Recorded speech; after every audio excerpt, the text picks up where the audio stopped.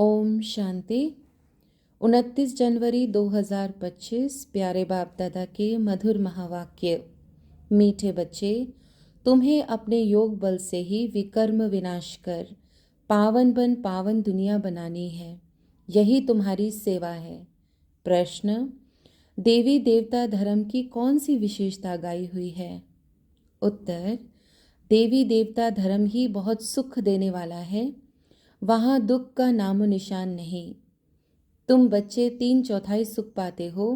अगर आधा सुख आधा दुख हो तो मज़ा ही ना आए। ओम शांति। भगवानुवाच, भगवान ने ही समझाया है कि कोई मनुष्य को भगवान नहीं कहा जा सकता। देवताओं को भी भगवान नहीं कहा जाता।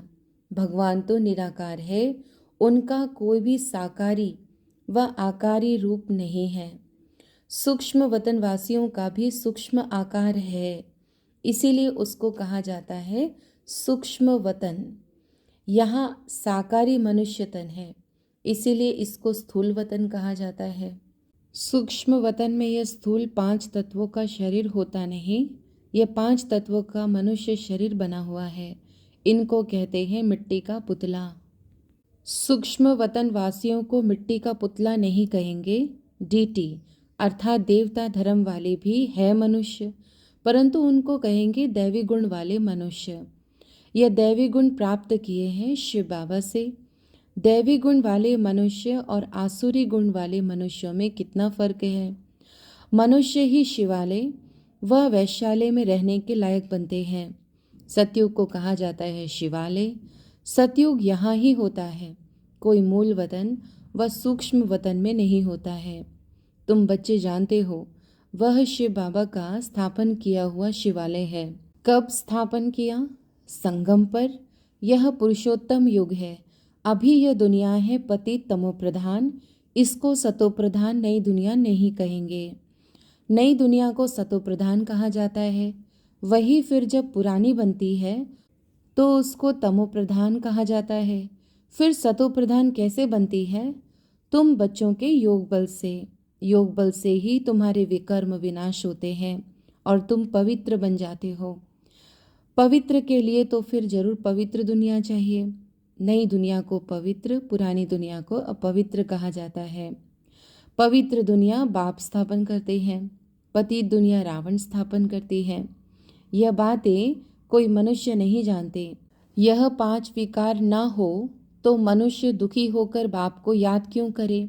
बाप कहते हैं मैं हूँ ही दुख हरता सुख करता।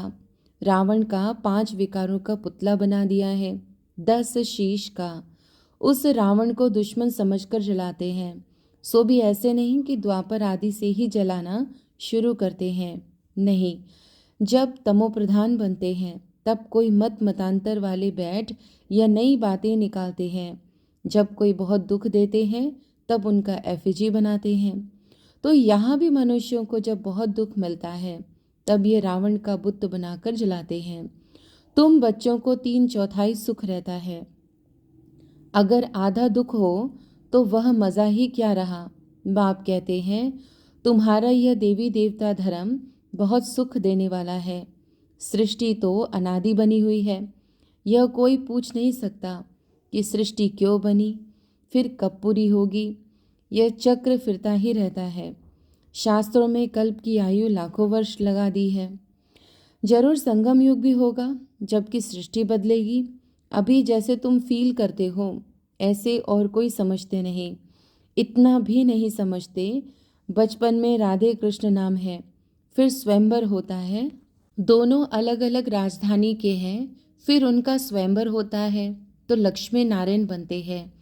यह सब बातें बाप समझाते हैं। बाप ही नॉलेजफुल है, ऐसे नहीं कि वह जानी जाननहार है। अब तुम बच्चे समझते हो, बाप तो आकर नॉलेज देते हैं। नॉलेज पाठशाला में मिलती है। पाठशाला में एम ऑब्जेक्ट तो जरूर होनी चाहिए। अभी तुम पढ़ रहे हो, छी दुनिया में राज्य नहीं कर सकते। राज्य करेंगे गुलगुल दुनिया में। राजयोग कोई सतयुग में थोड़ी सिखाएंगे। संगम युग पर ही बाप राजयोग सिखाते हैं। यह बेहद की बात है। बाप कब आते हैं किसको भी पता नहीं। घोर अंधियारे में है। ज्ञान सूर्य नाम से जापान में वो लोग अपने को सूर्यवंशी कहलाते हैं। वास्तव में सूर्यवंशी तो देवताएं ठहरे। सूर्यवंशियों का राज्य सतयुग में ही था। गाया भी जाता है, ज्ञान सूर्य प्रगटा। तो भक्ति मार्ग का अंधियारा विनाश। नई दुनिया सो पुरानी, पुरानी दुनिया सो फिर नई होती है। यह बेहद का बड़ा घर है, कितना बड़ा मांडवा है। सूर्य चांद सितारे कितना काम देते हैं। रात्रि को बहुत काम चलता है। ऐसे भी कई राजा लोग हैं जो दिन को सो जाते, रात को अपनी सभा आदि लगाते, खरीदारी करते हैं।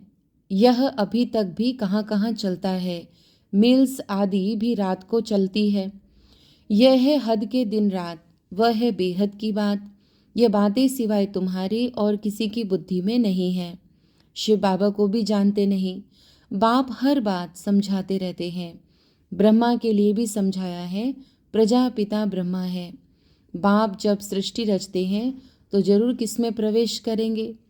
पावन मनुष्य तो होते ही हैं सतयुग में। कलयुग में तो सब विकार से पैदा होते हैं, इसीलिए पतित कहा जाता है। मनुष्य कहेंगे विकार बिगर सृष्टि कैसे चलेगी। अरे देवताओं को तुम कहते हो संपूर्ण निर्विकारी।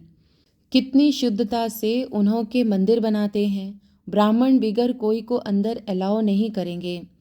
वास्तव में इन देवताओं को विकारी कोई टच कर नहीं सकता, परंतु आजकल तो पैसे से ही सब कुछ होता है। कोई घर में मंदिर आदि रखते हैं तो भी ब्राह्मण को ही बुलाते हैं। अब विकारी तो वह ब्राह्मण भी है, सिर्फ नाम ब्राह्मण है। यह तो दुनिया ही विकारी है, तो पूजा भी विकारियों से होती है। निर्विकारी कहाँ से आए। निर्विकारी होते ही हैं सतयुग में। ऐसे नहीं कि जो विकार में नहीं जाते उनको निर्विकारी कहेंगे। शरीर तो फिर भी विकार से पैदा हुआ है ना। बाप ने एक ही बात बताई है कि यह सारा रावण राज्य है। राम राज्य में है संपूर्ण निर्विकारी, रावण राज्य में है विकारी। सतयुग में पवित्रता थी तो पीस प्रॉस्पेरिटी थी। तुम दिखला सकते हो, सतयुग में इन लक्ष्मी नारायण का राज्य था ना, वहाँ 5 विकार होते नहीं।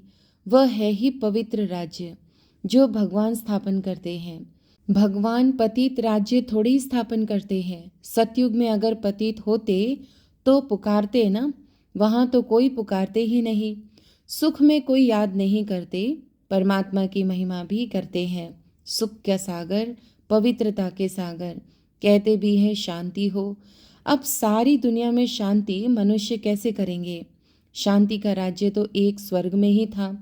जब कोई आपस में लड़ते हैं तो सुलह अर्थात शांति कराना होता है। वहाँ तो है ही एक राज्य। बाप कहते हैं इस पुरानी दुनिया को ही अब खत्म होना है।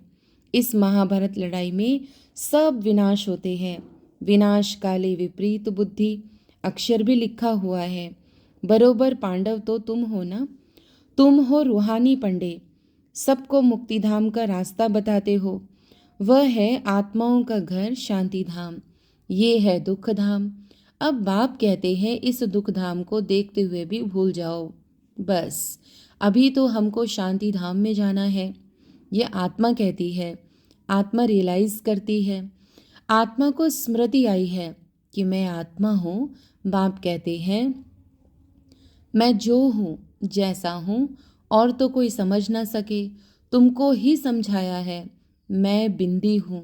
तुम्हें यह घड़ी घड़ी बुद्धि में रहना चाहिए कि हमने 84 का चक्र कैसे लगाया है। इसमें बाप भी याद आ जाएगा, घर भी याद आ जाएगा, चक्र भी याद आ जाएगा। इस वर्ल्ड की हिस्ट्री ज्योग्राफी को तुम ही जानते हो। कितने खंड हैं, कितनी लड़ाई आदि लगी। सतयुग में लड़ाई आदि की बात ही नहीं। कहाँ राम राज्य, कहाँ रावण राज्य। बाप कहते हैं अभी तुम जैसे कि ईश्वरी राज्य में हो, क्योंकि ईश्वर यहाँ आया है राज्य स्थापन करने। ईश्वर खुद तो राज्य करते नहीं, खुद राजाई लेते नहीं, निष्काम सेवा करते हैं। ऊंचे ते ऊंच भगवान है सब आत्माओं का बाप। बाबा कहने से एकदम खुशी का पारा चढ़ना चाहिए। अतीन्द्रिय सुख तुम्हारी अंतिम अवस्था का गाया हुआ है। जब इम्तहान के दिन नज़दीक आते हैं, उस समय सब साक्षात्कार होते हैं। अतीन्द्रिय सुख भी बच्चों को नंबरवार है। कोई तो बाप की याद में बड़ी खुशी में रहते हैं। तुम बच्चों को सारा दिन यही फीलिंग रहे कि ओहो बाबा, आपने हमें क्या से क्या बना दिया। आपसे कितना ना हमें सुख मिलता है। आपको याद करते प्रेम के आंसू आ जाते। कमाल है, आप आ करके हमको दुख से छुड़ाते हो, विषय सागर से क्षीर सागर में ले चलते हो। सारा दिन यही फीलिंग रहनी चाहिए। बाप जिस समय तुमको याद दिलाते हैं तो तुम कितने गदगद होते हो। शिव बाबा हमको राजयोग सिखला रहे हैं। बरोबर शिवरात्रि भी मनाई जाती है, परंतु मनुष्य ने शिव बाबा के बदले श्री कृष्ण का नाम गीता में दे दिया है। यह बड़े ते बड़ी एकच भूल है। नंबर 1 गीता में ही भूल कर दी है। ड्रामा ही ऐसा बना हुआ है। बाप आकर यह भूल बताते हैं कि पतित पावन मैं हूँ, वह श्री कृष्ण। तुमको मैंने राजयोग सिखलाए, मनुष्य से देवता बनाया। गायन भी मेरा है ना। अकाल मूरत अजौनी श्री कृष्ण की यह महिमा थोड़ी कर सकते हैं। वह तो पुनर्जन्म में आने वाला है। तुम बच्चों में भी नंबरवार है जिनकी बुद्धि में यह सब बातें रहती हैं। ज्ञान के साथ चलन भी अच्छी चाहिए। माया भी कोई कम नहीं है। जो पहले आएंगे वह जरूर इतनी ताकत वाले होंगे। पार्टधारी भिन्न भिन्न होते हैं ना। हीरो हीरोइन का पार्ट भारतवासियों को ही मिला हुआ है। तुम सबको रावण राज्य से छुड़ाते हो। श्रीमत पर तुमको कितना बल मिलता है। माया भी बड़ी दुष्टर है, चलते चलते धोखा दे देती है। बाबा प्यार का सागर है तो तुम बच्चों को भी बाप समान प्यार का सागर बनना है। कभी कड़वा नहीं बोलो। किसी को दुख देंगे तो दुखी होकर मरेंगे। यह आदतें सब मिटानी चाहिए। गंदे ते गंदी आदत है विषय सागर में गोते खाना। बाप भी कहते हैं काम महाशत्रु है। कितनी बच्चियां मार खाती हैं। कोई कोई तो बच्ची को कह देंगे भल पवित्र बनो। अरे पहले खुद तो पवित्र बनो। बच्ची दे दी खर्चे आदि के बोझ से और ही छूटा, क्योंकि समझते हैं पता नहीं इनकी तकदीर में क्या है। घर भी कोई सुखी मिले या ना मिले। आजकल खर्चा भी बहुत लगता है। गरीब लोग तो झट दे देते हैं। कोई को फिर मोह रहता है। आगे एक भिलनी आती थी, उनको ज्ञान में आने नहीं दिया क्योंकि जादू का डर था। भगवान को जादूगर भी कहते हैं। रहम दिल भी भगवान को ही कहेंगे, श्री कृष्ण को थोड़ी कहेंगे। रहम दिल वह जो बेरहमी से छुड़ाए। बेरहमी है रावण। पहले पहले है ज्ञान, ज्ञान भक्ति फिर वैराग्य। ऐसे नहीं कि भक्ति ज्ञान फिर वैराग्य कहेंगे। ज्ञान का वैराग्य थोड़ी कह सकते। भक्ति का वैराग्य करना होता है, इसीलिए ज्ञान भक्ति वैराग्य यह राइट अक्षर है। बाप तुमको बेहद का अर्थात पुरानी दुनिया का वैराग्य कराते हैं। सन्यासी तो सिर्फ घर बार से वैराग्य कराते हैं। यह भी ड्रामा में नोंद है। मनुष्यों की बुद्धि में बैठता ही नहीं। भारत 100% साल्वेंट निर्विकारी हेल्दी था। कभी अकाले मृत्यु नहीं होती थी। इन सब बातों की धारणा बहुत थोड़ों को ही होती है। जो अच्छी सर्विस करते हैं वह बहुत साहूकार बनेंगे। बच्चों को तो सारा दिन बाबा बाबा ही याद रहना चाहिए, परंतु माया करने नहीं देती। बाप कहते हैं सतो प्रधान बनना है तो चलते फिरते खाते मुझे याद करो। मैं तुमको विश्व का मालिक बनाता हूँ। तुम याद नहीं करेंगे। बहुतों को माया के तूफान बहुत आते हैं। बाप समझाते हैं यह तो होगा। ड्रामा में नूंद है। स्वर्ग की स्थापना तो होनी ही है। सदैव नई दुनिया तो रह नहीं सकती।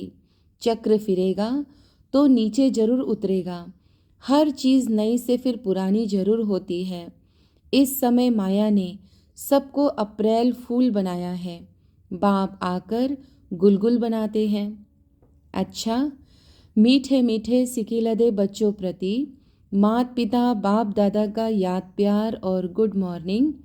रूहानी बाप की रूहानी बच्चों को नमस्ते। धारणा के लिए मुख्य सार। पहला, बाप समान प्यार का सागर बनना है। कभी किसी को दुख नहीं देना है, कड़वे बोल नहीं बोलने हैं, गंदी आदतें मिटा देनी हैं। दूसरा, बाबा से मीठी मीठी बातें करते इसी फीलिंग में रहना है कि ओहो बाबा, आपने हमें क्या से क्या बना दिया, आपने हमें कितना सुख दिया है। बाबा, आप क्षीर सागर में ले चलते हो, सारा दिन बाबा बाबा याद रहे। वरदान, सर्व संबंध और सर्व गुणों की अनुभूति में संपन्न बनने वाले संपूर्ण मूर्त भव। संगम युग पर विशेष सर्व प्राप्तियों में स्वयं को संपन्न बनाना है।